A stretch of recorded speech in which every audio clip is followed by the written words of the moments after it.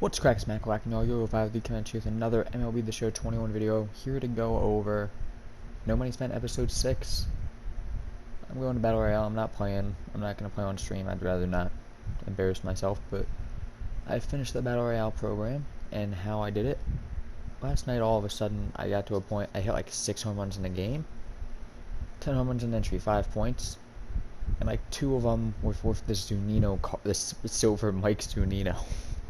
Picked up an extra 3, had 3 from the Chapman, and then apparently that means the rest of my points came from winning, which means I won like 39 games of BR in like a 3-day span, so about normal for me.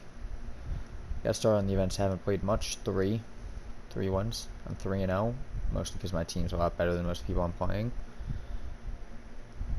For an example, here's my starting lineup. Yeah, I'm aware it's pretty good. My bench, got my lefty bat, Pujols is here for righties, Grisham's my speed guy,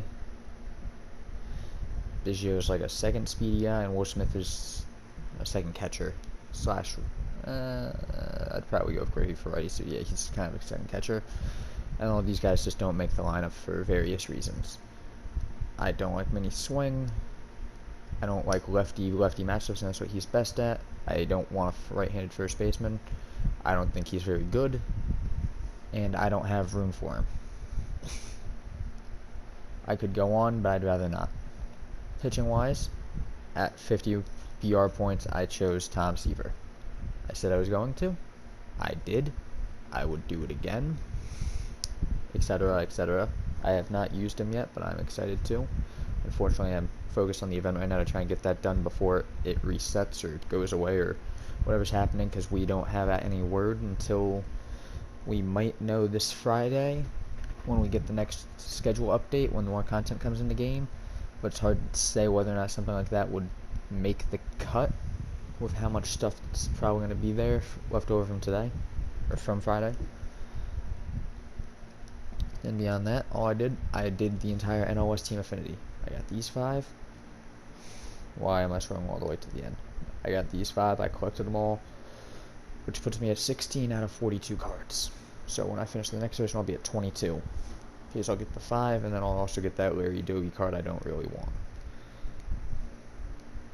But doing this gets me all these guys, especially the veteran cards, are going to be very useful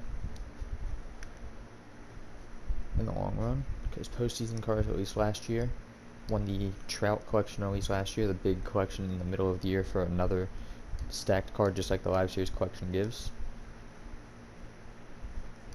You need postseason cards, and they were very expensive because there weren't many in the game. And as you see, I've gotten these 3. I can get him for free. He's a collection award, he's a BR award, he was a headliner, collection award. So if I finish the Live Series collection, and Team Affinity, I'll have 7 postseason cards. Wait, 8, because I won't have these 2, BR and headliner. I'm trying to decide if I want to buy the rest of the BR cards I didn't unlock. So basically the other 4 cards, him, the Billy Wagner, the Mike Schmidt, and I can't think of who the 4th one is that I didn't choose. Let's see. Who did I not choose? Vlad Guerrero. But Lou Brock I kind of want, just for, like I said, postseason cards are usually rarer, and these cards are they expensive? Yes. I'm not saying they aren't, but by BR reward standards, that is actually like nothing. 75k for a BR reward. Right now, I think I could afford 3 of them if they're all the same price, which would mean I'd have like Brock, Wagner, and then one of these 2, because those would be the ones I'd buy first. But I don't know if that's the cards I want to spend my stubs on right now. Right now, I'm just saving stubs until I figure out what I want to do, because I don't know if I want to collect all these cards as they come out, or if I want to wait a little bit and see if they get cheaper. I'm definitely going to wait to buy, if I buy the BR bosses that I don't have and the World Series bosses I'm not going to end up getting, I'd wait until the last moment. In events, I told you I'm 3-0 so far. I will get all. I'm definitely going to get 40 wins probably going to get all 60 because 15 packs, 5,000 subs, and a ballin would be very helpful. And yeah, they do give us silver player. So you've seen my team, you've seen the progress I've made. Make sure to do your daily moments. The daily moments program. Yesterday I unlocked Jambi. Today I got a pack and 1,000 stubs.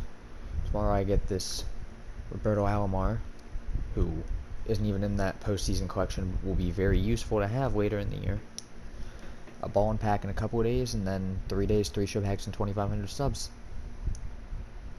So there's a lot going on in game later this week. As of now, there's nothing much, which is to be expected. The inning program, we have another 15 days, 21 hours, which means it expires Friday at like 2 Eastern. Are they moving everything up an hour this year? Or maybe they're just ending it an hour early so there's no overlap, because sometimes last year there's a little overlap between inning programs, and you see, if I'm not done by Friday when the showdown comes out, that showdown will probably get me all the way to the end of this, and I will do my best to save these last 3 tiers until then. I mean, this pack, I think I'm taking, if I get the good round, I'm probably taking Familia, I don't know. But I'd probably take him because I could use some help in the bullpen. My only diamond closer is Rivera, who gets shelled every time I pitch him. He is the only pitcher to give up a run for me in events so far, which is strange because I'm pitching with what, that's not true anymore. I just gave up a couple runs my last game, but I won like 8-2. But this Felix Hernandez looks pretty good too. 2 people already. Pitchers are so much easier to max out. And then Wander Franco, I don't know if I want him, but I can see the appeal to the card. Then the lower round, I'm between Dominguez because I'm a Yankees fan, or Jansen because I think, again, relievers are always helpful. I might buy one of them because I'm expecting to pull the low round, as the odds would say a 1 in 5 shot, and that usually just always feels like it's not going to happen. But this card's pitchers are good, and I just want Dominguez because I'd like to have a little bit of a better speed threat on the bench than. Actually, I got Grisham now. I was going to say I used to, when I was thinking I had Buxton, so it's between these two still. Tino Martinez, no interest whatsoever. A slow, by first baseman standards, that's an outrageous fielding, but I'd prefer more power if I was going to get a card I could sell. Jason Kendall I like, but I'm perfectly comfortable with Yerman Mercedes, or by the time I'd get this pack, I might have Salvador Perez. Yeah, I paralleled this card playing VR. Never used Liberatore, know absolutely nothing about him. But we're going to see the new pack on Friday with a new legend. I'm going to get all the way to the end of this, get to see this live series pack by Friday. You'll see that Friday at the latest. I will do my best to hold on to packs until then, because I never have any in videos, because I always open them. If you haven't yet, get your free Roto Clemente like it says on the screen. It's very subtle about that, yeah. This TJ Abrams card, didn't go over it specifically because it's a slightly worse version of Kenny Lofton, except he also plays shortstop and second. Now I saw the Jumpstart pack. I don't think this pack is worth it.